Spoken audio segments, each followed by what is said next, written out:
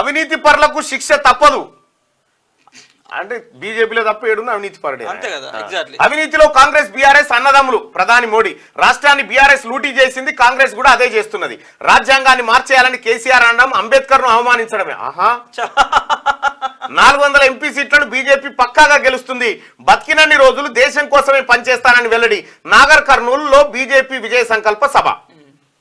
దేశంలో అవినీతి పరులు ఏ ఒక్కరూ తప్పించుకోవడానికి వీల్లేదని, తప్పు చేసిన వాళ్లకు తగిన శిక్ష పడాల్సిందేనని ప్రధానమంత్రి నరేంద్ర మోదీ అన్నారు. అవినీతికి వ్యతిరేకంగా పోరాడుతున్నామని, తెలంగాణ ప్రజలు తనను ఆశీర్వదించాలని ఆయన కోరారు. తెలంగాణ ప్రజలు బీఆర్ఎస్ పార్టీపై తెలంగాణ జనానికి ఎంత కోపం ఉందో ఇటీవల రాష్ట్రంలో జరిగిన అసెంబ్లీ ఎన్నికల్లో చూపించారని, ఆ దెబ్బకు బీఆర్ఎస్ తోక ముడిచిందని అన్నారు. కాంగ్రెస్ బీఆర్ఎస్ పార్టీలు అవినీతి కుంభకోణాలకు అన్నదమ్ములు లాంటివని విమర్శించిండు నరేంద్ర మోడీ. సో భారతీయ జనతా పార్టీ ఇప్పుడు సమాధానం చెప్పుకోవాల్సిన అవసరం ఏంటంటే 6,066 కోట్లకు 6,000 చిల్లర కోట్లకు ఏదైతే ఎలక్ట్రల్ బాండ్స్ కొనుగోలు చేసిందో ఆ 6,000 కోట్ల రూపాయలు ఏ నీతి పరుడు అవినీతి చేయకుండా సంపాదించి భారతీయ జనతా పార్టీకి ఇచ్చిందో నరేంద్ర మోడీ గారు చెప్పాలి. సో బీఆర్ఎస్ పార్టీ అదేవిధంగా కాంగ్రెస్ పార్టీ రెండు కూడా అవినీతి పార్టీలు అన్నటువంటి మోడీ, సరే మోడీకి సంబంధించినటువంటి పార్టీ మరి 6,000 కోట్ల రూపాయల బాండ్స్, ఆ బాండ్స్ వెనకాల జరిగినటువంటి భాగవతాలు ఇది దేశ ప్రజల ముందు చెప్పి, సార్ వాళ్ళు మాత్రమే అవినీతి చేసి మేము ఎక్కడ అవినీతి చేసినామని చెప్పేసి అన్న విషయాన్ని నరేంద్ర మోడీ చెప్పుకుంటే బాగుంటుండేది. కానీ భారతీయ జనతా పార్టీకి సంబంధించిన 6,000 కోట్ల రూపాయల బాండ్స్ కొనుగోలు చేసినటువంటి కంపెనీలన్నీ కూడా ప్రజల సొమ్మును దోచుక తిన్న కంపెనీలు. ఈడీ ఐటీ దాడులు జరిగిన తర్వాత ఎలక్ట్రల్ బాండ్లు కొనుగోలు చేసిన కంపెనీలు. సో ఆ ఎలక్ట్రల్ బాండ్లలో కూడా ఎంత బ్రహ్మాండంగా జరిగిందంటే ఆ మొత్తం పరిశీలించినప్పుడు చాలా తెలివిగా, చాలా ఇప్పుడు ఇంతకుముందు మనం ఒక ముఖ్యమంత్రి గురించి పేరెందుకులే కానీ ముఖ్యమంత్రి గురించి మాట్లాడుకుంటూ అన్నాం కదా, ప్రతిపక్షాలను నిందిస్తారు తప్ప ముఖ్యమంత్రి తిన్నాడు కాబట్టి ఎప్పటికీ ఆయన పీఠంలో ఉంటాడని ఒడిశా ముఖ్యమంత్రి నవీన్ పట్నాయక్ గురించి అనుకున్నట్టే నరేంద్ర మోడీకి సంబంధించిన ఎలక్ట్రల్ బాండ్లు ఇచ్చినటువంటి కంపెనీలు కూడా చాలా స్ట్రాటజికల్ గా తెలంగాణ నుంచి తెలంగాణ ఆంధ్ర నుంచి మెగా కంపెనీ ఉందనుకోండి, మెగా కంపెనీ ఎన్ని బాండ్లు కొన్నది? 1000 కోట్ల బాండ్లు కొన్నది. 1000 కోట్ల బాండ్లు కొనండి మెగా కంపెనీ అటు పెడితే, ఫ్యూచర్ గ్రూప్ అనే కంపెనీ దాని వార్షిక ఆదాయం 217 కోట్లు లాభము, అది చేసిన దానం 1300 కోట్లు. వార్షిక ఆదాయం 200 కోట్లు. ఎలక్ట్రల్ బాండ్ల ద్వారా రాజకీయ పార్టీలకు ఇచ్చిన విరాళాలు 1300 కోట్లు. అందులో ఏం చేస్తారు? మళ్ళీ 1300 కోట్లు ఎంత స్ట్రాటజీగా ఇచ్చుకుంటూ వచ్చారంటే పెద్దోనికి పెద్ద వాటా, చిన్నోనికి చిన్న వాటా అన్నట్టుగా. నరేంద్ర మోడీ పార్టీకి ఉన్నట్టు 50-60-65% వాళ్ళకు, వాళ్ళ తర్వాత ఉన్నటువంటి పార్టీకి 10-15%, వాళ్ళు ఎన్నుకోవాలని ఇంకొక 5%, అందరికంటే ఎన్నుక నిన్న ఉన్న జనసేన పార్టీకి 0.1%. ఇట్లా ఎలక్ట్రల్ బాండ్లలో కూడా ఆ కంపెనీలు ఇచ్చినటువంటి బాండ్ల వివరాలు చూసినప్పుడు అత్యధికంగా అవినీతి సొమ్ము భారతీయ జనతా పార్టీ ఖాతాలోకి వెళ్ళింది, బరాబర్ పోయింది, దాంట్లో డౌటే లేదు. ఇక మనం ఎన్ని చెప్పుకున్నా కూడా ఈ తెలంగాణ రాష్ట్రంలో నరేంద్ర మోడీ గారు ఎన్నికల ప్రచారంలో ఉన్నాడు కదా, నన్ను చూసి ఓటేయండి అంటు, మీ అభ్యర్థిని చూసి ఓటేయమని చెప్పు. చూద్దాం. అది మీ అభ్యర్థిని చూసి, మా అభ్యర్థి ముఖం చూసి ఓటేయండి, మా అభ్యర్థిని నా ముఖం చూసి గెలిపియండి అని అంటే ఏందన్నట్టు దాని అర్థం కదా. ఇక్కడ మేము పెట్టినటువంటి అభ్యర్థులు ఎవరైతున్నారో ఇక్కడ వాళ్ళు ఉత్తోలని చెప్తాను కదా, చెప్పక ఓ రకంగా చెప్తున్నట్టే కదా. ఇక రెండో విషయం ఏంటంటే 400 సీట్లు పక్కా గెలుస్తాం. ఒక దాంట్లో ఒక చిన్న విశ్లేషణ వచ్చింది, అబ్కి బార్ 400 పార్, ఎలా గెలుస్తావు మోడీ అని చెప్పి క్వశ్చన్ మార్క్తో ఒక ఆయన తను ఎక్కడి నుంచో సేకరించి పెట్టినట్లు అది కొంత వాస్తవానికి దగ్గర కనిపిస్తా ఉంది. ఒకసారి చూద్దాం. మొత్తం లోక్సభ సీట్లు 543 సీట్లు మొత్తం లోక్సభ.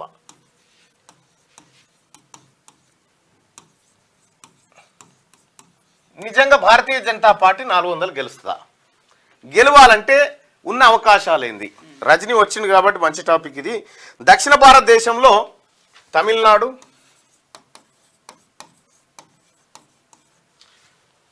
తమిళనాడు 39, తమిళనాడు 39, కేరళ 20, తెలంగాణ 17, ఆంధ్రప్రదేశ్ 25. రాసుకో ఏమన్నా అని నోటికే.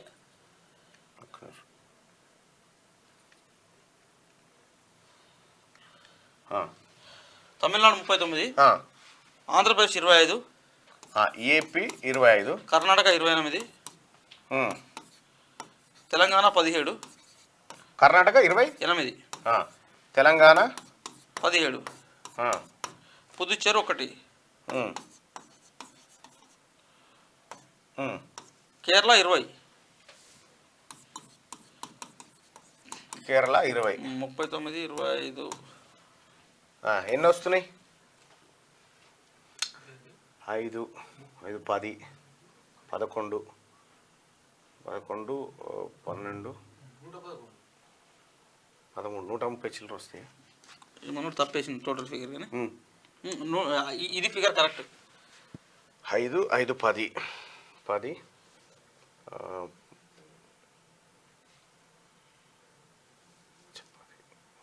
8, 8, 16, 5, 21, 9, 30 టోటల్ 30 వేసుకో. 0, 0, 3 అచ్చా ఇది ఒకటి ఉందా? 3, 13, 3, 4, 6, 8, 11, 2, 13, 130 బరాబర్. 130. ఇక్కడ మనోళ్ళు ఇక్కడ కేరళ మిస్ అయ్యారు అన్నాడు, మనం కేరళ యాడ్ చేస్తారు 130. రైట్. ఇక్కడ 130 సీట్లు ఉన్నాయి. ఈ 130 సీట్లలో కేరళలో భారతీయ జనతా పార్టీ గెలిచేది ఎన్ని సీట్లు ఉంటాయి? 0. UDF versus LDF. తమిళనాడులో 2, 1 లేదా 2, 1 లేదా 2 వేసుకో. 2 వేసుకో. గగనంగా. ఆంధ్రప్రదేశ్ లో 2 వేసుకో. 2. తర్వాత కర్ణాటకలో 20 వేసుకో. ఎక్కువ 20 అనుకుందాం, వాళ్ళ స్వీప్ వాళ్ళ అనుకుందాం. తెలంగాణలో 4 వేసుకో. 4 వేసుకుందాం. పుదుచ్చేరి 0. వీళ్ళు మొత్తం గెలిచేటి 28 ఇండ్ల 130లో 28 గెలిచే అవకాశం ఉంది భారతీయ జనతా పార్టీ. ఇంకొక లెక్క ఉన్నది ఇది. నెక్స్ట్ లెక్కకి వెళ్దాం. అవి 20 నీకు చేస్తున్నా నా ఫోన్ లే నా ఫార్వర్డ్ అలాగ పడుతుంది కదా.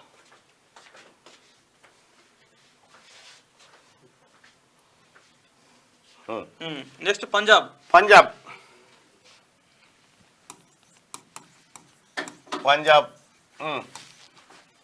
అందులో 28.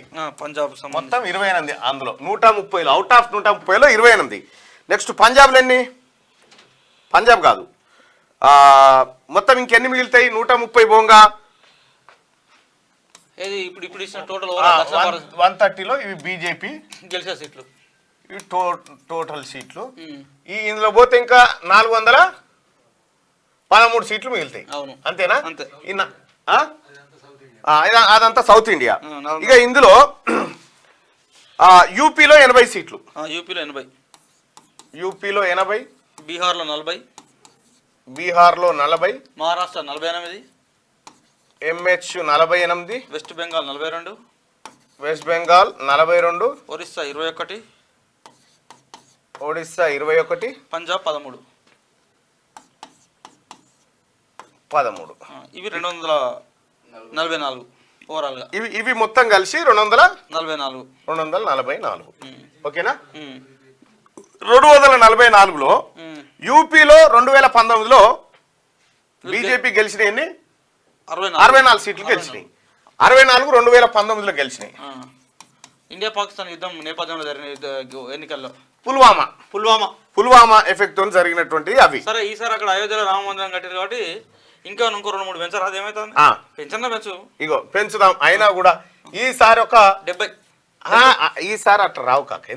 ఎందుకు చెప్తున్నా అక్కడ ఎస్పీ కాంగ్రెస్ అలయన్స్ తో సీట్లు పంచుకున్నాయి. వీళ్ళు చేసిన కాడ వాళ్ళు చేరుగా. అర్థమైందా? ఆ ఎఫెక్ట్ తోని ఇది 50కే వస్తుంది. అయితే ఇక్కడ ఇంకొక లెక్క ఉన్నది. మళ్ళా మాయావతి బీజేపీతో కలిసింది కదా, పరోక్షంగా కలవచ్చు. కానీ బీజేపీ క్యాడర్ ఎప్పుడు, బీఎస్పీ క్యాడర్ ఎప్పుడు బీజేపీ కోటేరు.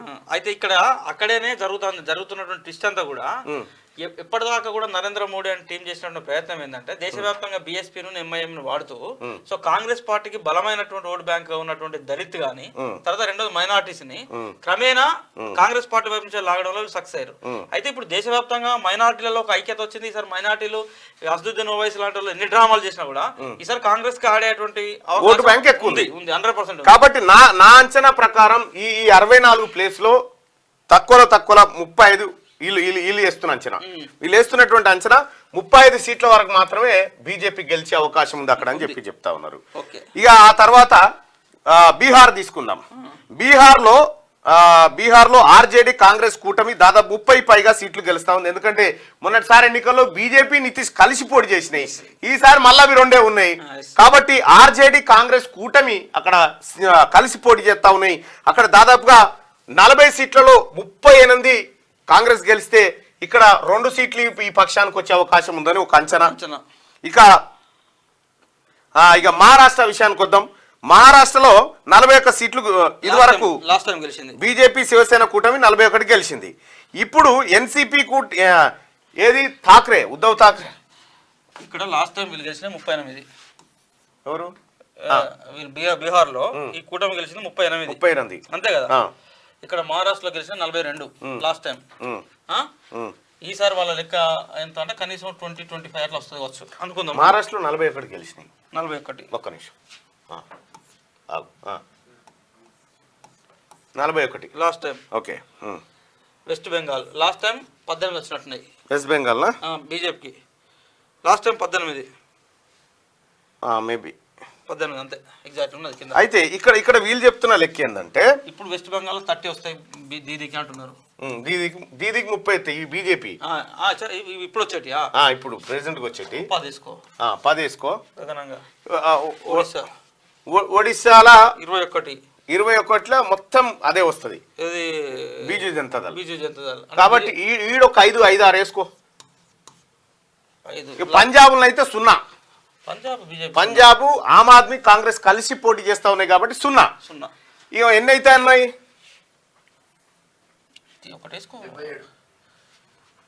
వాళ్ళు ఢిల్లీ రాజకీయం కదా, ఒకటే నేర్చుకుంటే వాళ్ళు ఫీల్ అవుతారు. రైట్ 78 అవుతున్నాయి. ఇప్పుడు మొత్తం 244లో ఇవి 78. ఓకే. ఇప్పుడు ఎంత అయితే ఉన్నాయి దీన్ని మొత్తం క్యాలిక్యులేట్ చేస్తే 374 సీట్లు. ఓవరాల్ వాళ్ళకి వచ్చేటి అంటే వాళ్ళకి వచ్చేటి ఏంటంటే 106 సీట్లు. 106 సీట్లు. ఇంకా దీంతో పాటు ఇక బీజేపీకి పట్టున్నాయి కొన్ని ఉన్నాయి కదా. బీజేపీకి పట్టున్నటువంటి గుజరాత్ 26, హర్యానా 10, మధ్యప్రదేశ్ 29, ఎంపీ 29, రాజస్థాన్ ఆర్జే 25, జమ్మూ కాశ్మీర్ 6, ఆ తర్వాత హిమాచల్ ప్రదేశ్ 4, ఇవన్నీ కలిపి 100 అవుతాయి. ఇవన్నీ కలిపి 100 అవుతాయి కింద. ఓకేనా? ఇవన్నీ కలిపి 100 సీట్లు. ఇక ఇప్పుడున్న పరిస్థితిలో ఇందులో గెలిచేది దాదాపు 70 సీట్లు బీజేపీ గెలుస్తుంది. అంటే నీకు గుజరాత్ స్వీప్ చేస్తారు వాళ్ళు క్లియర్ గా. సరే హర్యానా దీంట్లో ఒక ట్విస్ట్. మధ్యప్రదేశ్ లో కూడా ఈసారి కాంగ్రెస్ పార్టీకి 4-5 సీట్లు వస్తాయి. 5 పైన వస్తాయి కాంగ్రెస్ స్వీప్ చేయరు. అది లాస్ట్ టైం వీళ్ళు మధ్యప్రదేశ్ స్వీప్ చేసారు. ఒకటే సీట్ 22 కొట్టిర్రు. రాజస్థాన్ 25 కొట్టిర్రు. గుజరాత్ 26/26 కొట్టిర్రు. జమ్మూ కాశ్మీర్ లో 3 సీట్లు వచ్చినట్టున్నాయి వాళ్ళ లాస్ట్ టైం. హిమాచల్ ప్రదేశ్ 4 3 వచ్చినట్టున్నాయి బీజేపీకి. అయితే ఈసారి ఆ పరిస్థితులు లేవు. ఎందుకంటే రాజస్థాన్ లో 25/25 కాదు 15-10 అట్లా ఒక మిక్స్డ్ రిజల్ట్ ఉంటది. గుజరాత్ కూడా నాకు తెలిసి 26/26 లాస్ట్ టైం ఎలక్షన్ చేశారు. కానీ ఈసారి కనీసం 4-6 స్థానాలు 4 to 6 సీట్స్ మధ్యలో వాళ్ళు కోల్పోతారు. 20 స్థానాల వరకు వాళ్ళ గుజరాత్ లో వచ్చే అవకాశం ఉంది. గుజరాత్ అయినప్పటికీ భారీ మెజారిటీ ఉండొచ్చు. కానీ లాస్ట్ టైం 0 కదా కాంగ్రెస్ కూటమి కానీ అక్కడ ఆమ్ ఆద్మీ పార్టీ కానీ. సేమ్ దేశవ్యాప్తంగా ఆమ్ ఆద్మీ పార్టీ కాంగ్రెస్ యొక్క పొత్తు గుజరాత్ లో కూడా ఇంపాక్ట్ చూపెడుతుంది. గుజరాత్ లో ఆమ్ ఆద్మీ పార్టీకి కూడా 3-5% మధ్య ఓట్లు వచ్చినాయి లాస్ట్ టైం అసెంబ్లీ ఎన్నికల్లో. కాబట్టి గుజరాత్ కూడా వాళ్ళు అనుకున్నంత కేక్ వాక్ ఏం కాకపోవచ్చు. అయితే గుజరాత్ లో ఉన్నటువంటి వ్యాపారస్తులు, ఇప్పుడు మన వ్యాపార రంగంలో ఉన్నటువంటి వాళ్ళందరూ కూడా ఈ రామాలయం ఎఫెక్ట్ అయోధ్య ఎఫెక్ట్ ఏదైతే ఉన్నదో పాపం వాళ్ళందరూ కూడా ఇక రాముడు మన దేశానికి వచ్చినట్టే రాముడిని మోడీ రూపంలో చూసుకుంటా ఉన్నారు. రామునికి మోడీకి ఏం సంబంధం చూస్తా ఉన్నారు వాళ్ళు. నిజంగా ఒక మాట, నిజంగా భారతీయ జనతా పార్టీ రాముడి వ్యవహారం మొత్తం భగవంతుడే ఆయన సర్వాంతర్యం అన్ని చూసుకుంటాడు అనుకుంటే నామినేషన్ లేచింటి కానీ ఉంటారు. రాముడు గెలిపిస్తాడు అంతే. రాముడు గెలిచినట్టే. సో అయితే ఇక్కడ ఎంత చూసుకున్నా కర్ణాటక, వెస్ట్ బెంగాల్, ఢిల్లీ, హర్యానా, జార్ఖండ్ లో, అస్సాంలో 9 సీట్లు గెలిచింది బీజేపీ. మొత్తం 80 సీట్ల ఎంపీ సీట్లను ఈ రాష్ట్రాల్లో గెలిచింది. ఇప్పుడు ఈ రాష్ట్రంలో దాదాపు 40 సీట్లను కోల్పోతా ఉంది. ఆ తర్వాత ఇంకొక లెక్క చూసుకుంటే గుజరాత్ 26, హర్యానా 10, మధ్యప్రదేశ్ 29, రాజస్థాన్ 20, జమ్మూ కాశ్మీర్ 6, హిమాచల్ ప్రదేశ్ 4 కలిపి మొత్తం 100 ఎంపీ సీట్లు ఉన్నాయి. ఇందులో 70 సీట్లు దాటే పరిస్థితి లేదు. ఇందులో 70 వస్తే మొత్తం కలిపి అనుకుందాం. ఆ. అప్పుడు ఇంతకుముందు మనం ఒక 106. 106. సరే ఓవరాల్ గా ఇంకా రిమైనింగ్ ఆఫ్ ఇప్పటికీ ఈ 100 సీట్లను కలుపుకుంటే మనం కౌంట్ చేసినటువంటి సీట్లు అని చెప్పు. టోటల్ సీట్స్ సౌత్ ఎంత? సౌత్ 130 అన్నాం కదా. ఇగో 130 సౌత్, మొత్తం 374లో 106 వచ్చింది. ఇంతకుముందు ఇవి 100 కలపలేదు కదా మనం. ఇప్పుడు ఈ 100 కలపాలి. ఈ 100 కలుపు, ఇవి 70 కలుపు వాళ్ళకు, అంతే కదా. అంతే. 474లో వీళ్ళకి వస్తున్నాయి ఎంత? 176 సీట్లు 474లో. ఇంకా మనం లెక్క తేలాల్సిన ఎన్ని మిగతా అన్ని కూడా అన్ని కలిపితే 534లో ఒక 65 సీట్లు. ఇవి 26, అవి 43. 26, 43 అంటే 69. అన్ని కలిపి అవన్నీ కలిపి.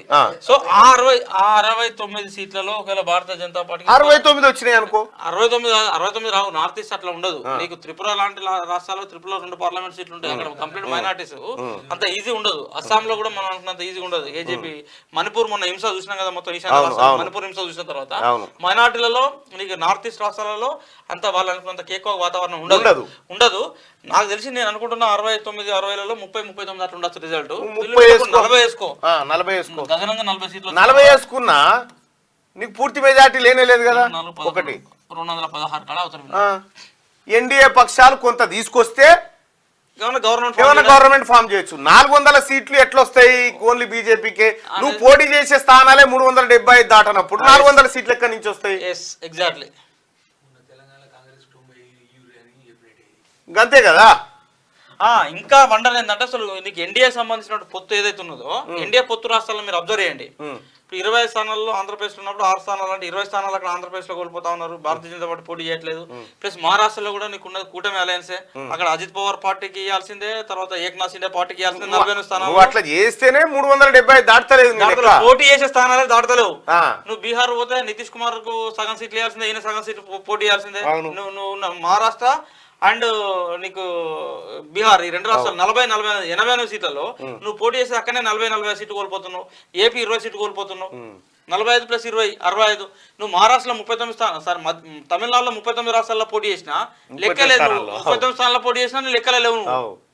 కాబట్టి కేరళ 20 స్థానాల్లో పోటీ చేసినా నువ్వు లెక్కలో లేవు. కాబట్టి అదంతా ఈ అబ్కీ బార్ 400 పార్ ఇదంతా ఉత్తముచ్చట్నే కనిపిస్తా ఉంది. ఇదేదో చూమంతర్ కాల్ లెక్క కనిపిస్తా ఉంది. మైండ్ గేమ్ అనేటువంటిది ఆడుతున్నట్టుగా స్పష్టంగా కనిపిస్తా ఉంది ఈ ఎన్నికలకు సంబంధించి. నాకైతే గట్లా అనిపిస్తా ఉంది. మరి నువ్వేమంటావు? అంటే వాస్తవ పరిస్థితి ఇది. వాస్తవ పరిస్థితి. వాళ్ళు మైండ్ గేమ్ ఆడుతా ఉన్నారు. అయిపోయింది మోడీ వచ్చేసిండు అంటే. మనకు 2004 ఎన్నికలలో అనుకుంటా నేను అటల్ బిహారీ వాజ్పేయి కూడా దేశం వెలిగిపోతుంది, అద్భుతంగా ఉన్నది అనేది ఎట్లా పెట్టాడు, ఇండియా ఈజ్ షైనింగ్ అన్నాడు. సేమ్ ఇప్పుడు కూడా అయిపోయిందంట, మళ్ళీ మోడీ అయినట మళ్ళీ మోడీ అయినట అన్నటువంటి విషయాన్ని. 400 ఎంపీ సీట్లను బీజేపీ పక్కా గెలుస్తుంది. నువ్వు పోటీ చేసేటి 400 లేనప్పుడు హౌ ఇస్ పాసిబుల్? అంతే కదా. ఇది అందరూ ఆలోచన చేయాలి.